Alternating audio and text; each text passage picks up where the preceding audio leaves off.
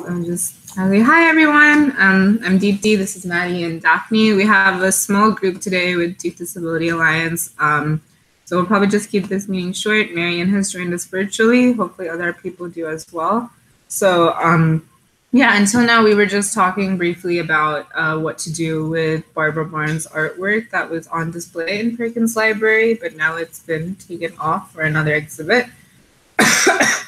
And I think the consensus is to just keep it for now and try to keep it available for the general public. So. Okay. So I can email my students and see what they would like us to do with their contributions. Mm-hmm. Yeah. So, Maddie, do you want to tell us more about the CMA Alliance meeting? Yeah. So that was on Thursday night. It was mostly like an introductory meeting of just kind of seeing where we want this year to go. There are representatives from a lot of different like student groups at campus. Some of them like Black Women's Union, Mi Gente, Akin, places like that. Mm-hmm. And we mainly talked about like, I guess like goals that each of our organizations had. And one of like the shared goals was collaboration between all of our different groups and trying to get more people interested in like intersectionality, things like that. And one thing that came up is someone from Akin named Amy Yoon. She came up to me and asked if we would be interested in helping out with a mental health awareness month event that they're doing. I think it has something to do with like sharing photos that talk about what like mental health means to you, and it's like a photo project. And I mean that's kind of all that she presented to me. But like I'll probably get back to her soon. But yeah, she was asking us for if we had any help or like reaching out to people who might want to be a part of the photo. Yeah, sure. We can definitely tell about it in our listserv. So this table is a whiteboard. You realize that. So it's Akin, you said, is the name of the group? Yeah. I actually wasn't familiar with it. Yeah. So yeah, this is exciting. You can tell her to send us like a short blurb about like the photo photo essay, I guess, that she was trying to plan, and then we can send it out to our listserv. And does she want more participants, or does she want people to be there at the event? Well, I think it's going to be mainly like on their website, like being like a publicity thing, like showing photos. Like this is actually their website. Like she was saying, like show us too. Mainstream. Wait. On the Hangout. Oh, can you? Yeah. You just go to. It's akin.collab.duke.edu. Okay. I think Simran has joined us as well. Yeah. And it's 1L. Okay. Sorry. And then hopefully then you can share it to everyone. Cool. There you go. Awesome. Yeah, so I think. Oh, hey, Simran. Oh, yikes. So yeah, like if you can see the main page where where's all the photos that are flashing by, I think that's where she was talking about having like a display for mental. There's Ivan. Okay. Oh, sure. Nice. And so this would be for mental health, neurodiversity. Yes. Messaging. Okay. And what did they want us to do? Just like contribute photos? I think she was asking for maybe more participants, people who would be willing to like have their photo taken, and also like our input, I guess. I'm trying to see what this group is about. It seems their mission is to foster conversation between students of different backgrounds identities to promote empathy. We can ask them to change their language there so that it has disability in it, because it doesn't right now. It's race, gender, sexuality, academic passion, fashion expression, and social belonging. So they put the word disability in there. Tiny piece of feedback. Yeah.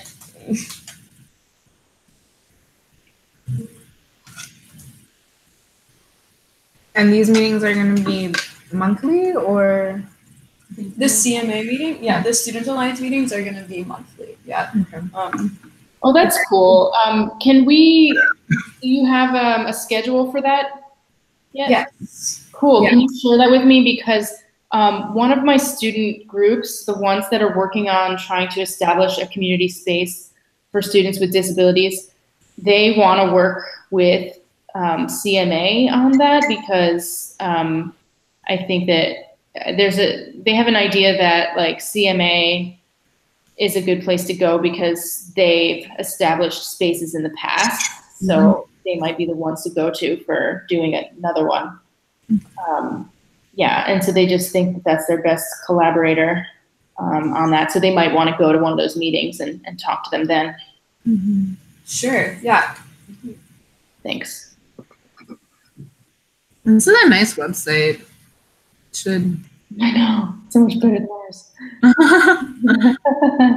That's because I was on ours, and it's just kind of, I don't know, it's just kind of boilerplate. I haven't had much time to actually work on it, so.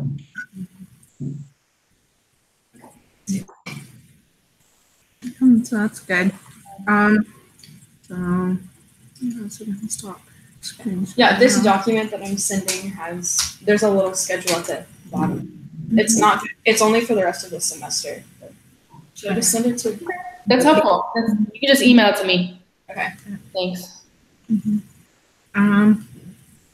So then, Simran, how is the survey coming along? Like, how many responses have we gotten, and where else can we spread it to? Okay, so I'm opening it up right now. So we have 109 responses right now. And so I guess, okay, wait, there's like 2 people that replied twice to the survey. So like 107, but I've sent it out. Most of the responses are from freshmen. I think we need more senior and junior responses. Like we have 79 freshmen, 16 sophomores, 9 juniors, and 5 seniors. So I think because like I said, Duke 2022 like class group me. So like if you guys have group me's for the other years, Yeah. Can we post it on the Facebook groups too? Yeah. So yeah, so the link's already been sent out in the lister, so I'll send it out again, and then they can also Maddie, do you have access to like the all Duke it would be through the Duke Disability Alliance Facebook group. So through that page, would you be able to post a survey on all Duke and like the class of 2021 Facebook group? Yeah, I can do it on 2021. And then I can probably do it on 2020. Yeah, I'm not sure about what is it? Oh, you do? Yeah, like just management. I think since it would have to be through like the official DDA Facebook group, it would probably be the best way to go about it. But you should probably check it. How do you do it through? I've been trying to figure this out for a while. Yeah, Facebook is confusing. I think it's easier maybe online where you're logged in as like an administrator for the DDA Facebook group, and then whatever you're doing is through that. And so that's something I'll figure it out. I'll try to figure that out. So more upperclassmen responses is the biggest takeaway. Yeah. That's good to know. Okay. So yeah, there's probably a lot of freshmen taking it because I've had my students, I think, helping to circulate that and having my students do it and stuff in class. Although my students in class, I haven't spent class time on the survey. So how are the projects coming along? They're coming along at different rates. Some of them are like really ahead of the game and have really detailed. So they just did their like group contracts this week where they like had to write out their plan and their proposal for what they're going to do. And there's a few groups that had sort of a vague notion of what they wanted to do and others that were more specific. So they're coming along. I'm confident that every group will have stuff to produce. One group wants to make a video about physical accessibility. They're focusing on East Campus dorms. So that might be more work than they think. So I told them to keep the video super simple and short, just because like I know editing and like making captions and everything can be very time consuming. And I don't want them to like, you know, overextend themselves on that, because I feel like the written components are more important, given that we're going for publication in the Chronicle and stuff like that. So some of the groups are requesting meetings with administrators and stuff like that, trying to figure out things like the admissions process for students with disabilities and stuff like that. Yeah, I have a recommendation for the admissions group, by the way, and I don't know if it'll actually work. But, yeah. So what I've noticed talking with administrators about accessibility in general is that they have like this ideal pamphlet that they present when you're a student and you're a reporter and you ask them directly. Yeah. So they could call the office, like SDAO, as a student reporter, see what response they get, and then call as a parent or as a sibling and say, I have someone who's thinking of applying to Duke. They have this specific disability. Can you give me very specific, a list of your conditions, like full visual impairment? Say, what are we going to do here? Yeah. That's stealth right there. That's a good idea. Yeah. So do you think, yeah, I can present that idea to the students. It may help like get answers to So do you have experience talking to administrators about that, or? Addiction project last year for your class, they were really elusive. Like when I was trying to talk about like extending the alcohol policy to cover other drugs, they were like, yeah, sure. We're thinking about things like that, of course. Yeah. Okay. So yeah, just to try and catch them out in sort of differing responses to different audiences. Is that kind of what you're saying? That's interesting. Yeah. Okay. Yeah, I can suggest that to them. That's an interesting idea. I think that they're going to have to, I think that what they're going to end up finding is that Duke, like, already, like since we found out last week that they do have an admissions officer whose like role is to work with disabled prospective students, like it's not like they're not thinking about it and it never occurred to them, you know, that disability is a form of diversity. It's just a question of like finding out what the problems are, like whether, like what that experience is like when you're a student that gets accepted here.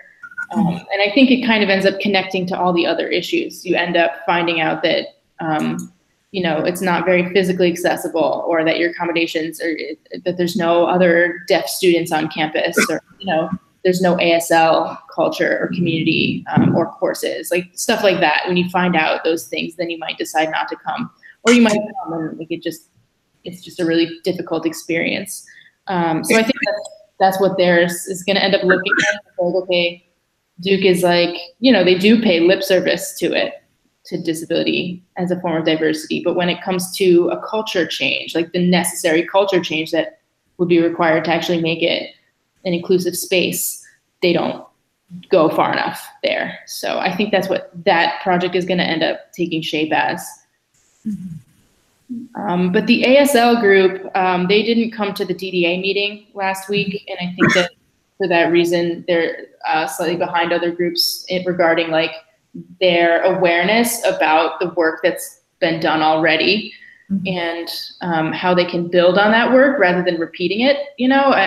So that was something we talked about in class, because I told them that Jordan already, like they wanted to go to DSG with a proposal. And I said that that's already happened, you know, and it got shot down. So you can, if anything, build on last year's proposal. So they're in the process of reaching out to people from Duke ASL. So I don't know if they've emailed you yet, Simran. Have you heard from any of my students? No, they haven't. I just have like the one email where you sent out. Okay. Yeah. So maybe they're reaching out to Jordan first, or I don't know how they're prioritizing who to contact, because I think they might be a little overwhelmed with how many names I gave them, because I gave them all the names of people that are affiliated with Duke ASL. So I'm not sure, but keep your eyes open, I guess. They might reach out and ask you some questions about the survey or about like your experiences at Duke. So yeah, I think you already have their names, right? Because I sent you an email with everybody included on it. So, all right. Well, I appreciate your willingness to be receptive, and it's just up to them what they end up doing next. So, yeah. Okay. I have points that came up in the interview. I wanted to get your thoughts on actually. Yeah, sure. So I was talking to Jaja and Ivan, the DSG, doing outreach some days. And one thing that they both said is when we're creating these proposals that are supposed to go to admins, they are not going to take the time to read a proposal and actually come up with a plan to implement it.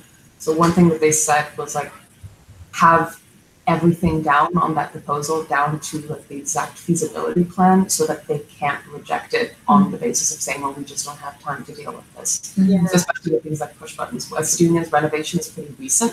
So there's probably a way to like find out the exact company that they worked with to install it. Right. And another thing that they recommended, and I'm not sure if this is actually like doable, but was to team up with a professor in Pratt for push buttons. Just to make it a project, a service learning component, somehow get this involved. The person would be Kevin Caves. Oh, really? Yeah, and he probably would consider making that a project for his class. I don't know about next semester, because he might already have something in mind, but he does those kinds of projects. He doesn't usually do them at Duke. He usually does them like as a service learning project with organizations outside Duke. So like, why not have him do it here?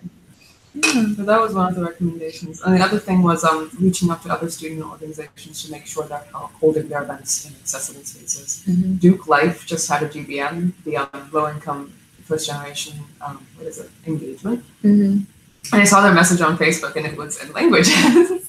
So I just messaged the person that posted like the info. Aren't they supposed to be for reaching out? Well, don't hold it in languages afterwards. Yeah. So that might be something. Maybe we could actually preempt that with technology. So making 25 Live not show options in languages. I don't know if that would happen. But yeah. Can you do that? I don't know, but it sounds like we banned languages, but all we did was say that languages was banned. There's no enforcement. So if we could enforce that in that way, that would be amazing. Yeah, and imagine you would have to reach out to someone in OIT. Covertly. Yeah. Just like reach out and say, I don't have this option. Or probably through DSG. They have like a technology committee. So I'm telling Jaja and I guess Jaja would be our best point in contact for that. Yeah. I think that's Also, it. Yeah. I have to get going now, but No problem. Yeah, I think we're like done in terms of updates unless Stephanie had something.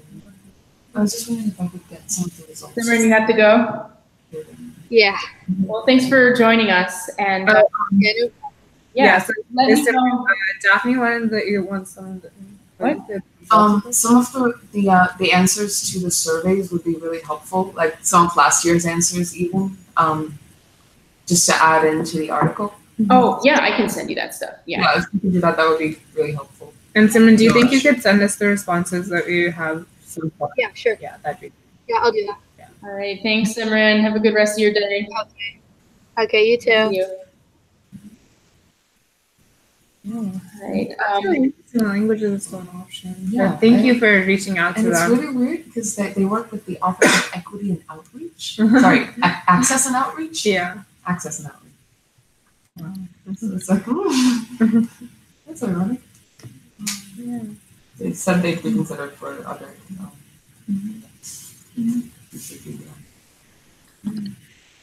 So, Okay. well, this is a short and sweet meeting. I think we can stop the broadcast. So, live stream. Yes.